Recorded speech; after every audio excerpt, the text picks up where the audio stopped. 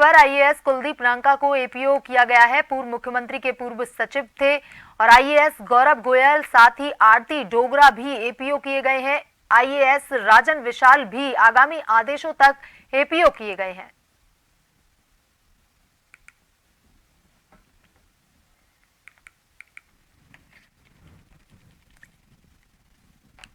देखिए, 4 आईएएस अधिकारियों को आज एपीओ किया गया है। आईएएस कुलदीप नांका जो कि पूर्व मुख्यमंत्री के प्रमुख सचिव थे, उन्हें एपीओ कर दिया गया है। वहीं आईएएस गौरव गोयल, आरती डोगरा, आईएएस राजन विशाल भी आगामी आदेशों तक एपीओ कर दिए गए हैं।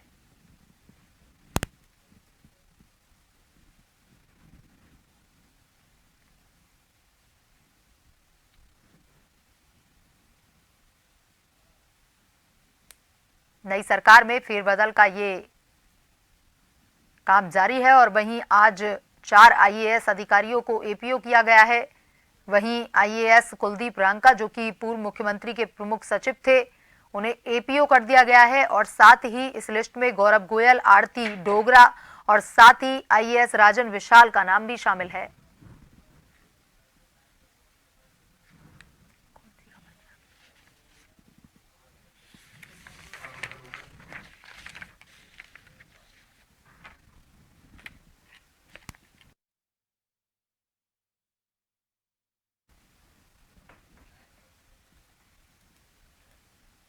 और हमारे साथ लाइव जुड़ गए हैं हमारे संवाददाता योगेंद्र पंचोले। योगेंद्र, देखिए, यहां पर आज बड़ी खबरों की बात करें तो सबसे पहले नए सीएम बने भजनलाल शर्मा की बात करते हैं कि आज क्या कुछ उनके कार्यक्रम रहने वाले हैं और साथ ही आज 4 आईएएस अधिकारियों को भी एपीओ किया गया है। वहीं पर आज आरएस योगेश श्रीवास्तव भी मुख्यमंत्री के नए ओएसडी बन गए हैं, तो तीनों खबरों पर प्रकाश डालिए।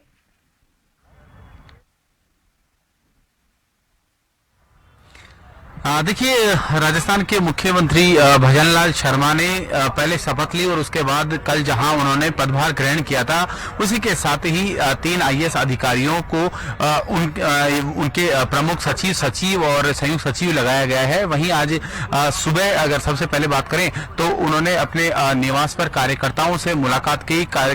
उस दौरान अलग अलग जो संगठनों से जुड़े हुए लोग हैं, कार्यकर्ता हैं और इसके अलावा स्थानीय जो लोग हैं, अलग अलग प्रदेश के कई जिलों से जो लोग हैं, वो उनसे मुलाकात करने के लिए पहुंचे। उन्हें बुके, उन्हें गुलदस्ता देकर शुभकामनाएं भी दी। उसके बाद वो मुख्यमंत्री कार्यालय पहुंचे, जहां उन्होंने अफसरों के साथ अलग अलग बैठकें ली। जो ब्यूरोक्रेट्स हैं उनके साथ महकमों से जुड़ी अलग अलग राजस्थान की जो गतिविधियां चल रही है। फिलहाल नया सरकार का गठन हुआ है, तो ऐसे में तमाम अफसरों से उन्होंने जानकारी ली है कि आगे क्या कुछ रहने वाला है। इसी के साथ ही जो प्रशासनिक फेरबदल की जो कवायद है वो भी शुरू हो चुकी है। 4 आईएएस अधिकारी जो पूर्व सीएम अशोक गहलोत के कार्यकाल में जहां उनके प्रमुख सचिव और यहाँ विशेष अधिकारी लगे हुए थे, उनको अब यहाँ से उन्हें एपीओ कर दिया गया है। वहीं जो आरएस अधिकारी हैं उन्हें उनका ओएसडी लगाया गया है। अब फिलहाल जहां प्रशासनिक फेरबदल और तमाम जो चीजें हैं वो चल रही है, वहीं दूसरी तरफ कुछ देर में ही जो बीजेपी का बड़ा कार्यक्रम है, जिसका यहां पर जयपुर के महारानी कॉलेज में उस कार्यक्रम में वो पहुंचेंगे। हालांकि उससे पहले सूचना ये भी आ रही है कि एसएमएस हॉस्पिटल उनके जो पिता यहां पर भर्ती हैं, उनसे भी वो मिलने के लिए पहुंच सकते हैं। तो सुबह से ही अलग अलग कार्यक्रमों में जो मुख्यमंत्री हैं भजनलाल शर्मा, उन्होंने शिरकत करी है, जहां कार्यकर्ताओं का उन्हें पहुंचकर उनके आवास पर उन्हें शुभकामनाएं दी, बधाई दी। वहीं लगातार जिस तरह से एक मुख्यमंत्री एक सूबे के जो प्रमुख होते हैं, वैसे ही वो लगातार अब जो कार्यक्रम हैं उनमें शिरकत करना उन्होंने शुरू कर दिया है। चाहे प्रशासनिक चीजें हों या फिर सरकार को किस तरह से चलाना है, सारी चीजें हैं। सबका फीडबैक भी उनके स्तर पर लिया जा रहा है। अफसरों से जहां उन्होंने बैठक की थी, वहीं अब आगे उनका जो अलग अलग कार्यक्रम है वो तय होते नजर आ रहे हैं। देखिए योगेंद्र, कल नए मुख्यमंत्री भजनलाल शर्मा जो हैं, उन्होंने जैसे ही मुख्यमंत्री पद की शपथ ली, उसके बाद पदभार ग्रहण किया था और उसके बाद जो एक बैठक हुई थी, वहां पर उन्होंने अपने जो आगे के कार्य हैं उनसे भी अवगत करवाया था, जिसमें उन्होंने पेपर लीक को लेकर भी एक फैसला लिया था।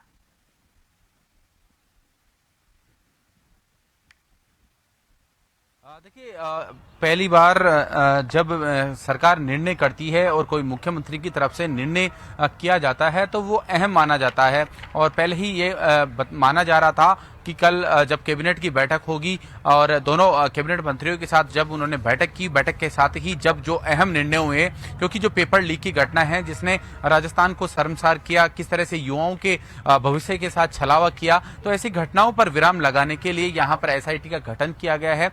दूसरी तरफ राजस्थान का जो कानून व्यवस्था है, लॉ एंड ऑर्डर, जिस तरह से इस पर पूरे 5 साल बीजेपी आक्रामक रही कांग्रेस सरकार पर, तो ऐसे में दूसरा निर्णय यहाँ पर इस विशेष रूप से जहाँ एंटी गैंगस्टर जो टास्क फोर्स है उसका गठन किया गया है। तो ऐसे कई अहम निर्णय हैं जो आगामी दिनों में भी देखने को मिलेंगे। इसके अलावा भी कई अहम जो फैसले हैं सरकार लेने जा रही है। कल पहला दिन था और पहले दिन के साथ ही जहां 2 अहम फैसले लिए गए, आगामी दिनों में भी इस तरह के बड़े फैसले जो कि बीजेपी के मैनिफेस्टो में, यानी जो घोषणा पत्र, संकल्प पत्र जिसे नाम दिया गया था, उसमें जो अलग अलग पॉइंट्स वार सारी चीजें, जिस तरह से पार्टी ने सत्ता में आने से पहले दावा किया था कि ये जो चीजें हैं वो राजस्थान की जनता के लिए धरातल पर लाई जाएगी, तो उन चीजों को अब धीरे धीरे जिस तरह से सत्ता में बीजेपी के काबिज होते ही अब ये जो अहम निर्णय हैं वो होते चले जाएंगे। जी योगेंद्र, देखिए, नवनियुक्त मुख्यमंत्री ने जब कल आज अपने आवास पर लोगों से मुलाकात की, तो ये लोग जो है वो किन समस्याओं को लेकर मुख्यमंत्री के सामने आए थे, किस चीज से जुड़ी उनकी ये समस्याएं थी, और साथ ही जिन विभागों के अधिकारियों से बात हुई थी वो कौन से विभाग थे, जिन उन अधिकारियों ने अपनी किन समस्याओं से मुख्यमंत्री को अवगत करवाया?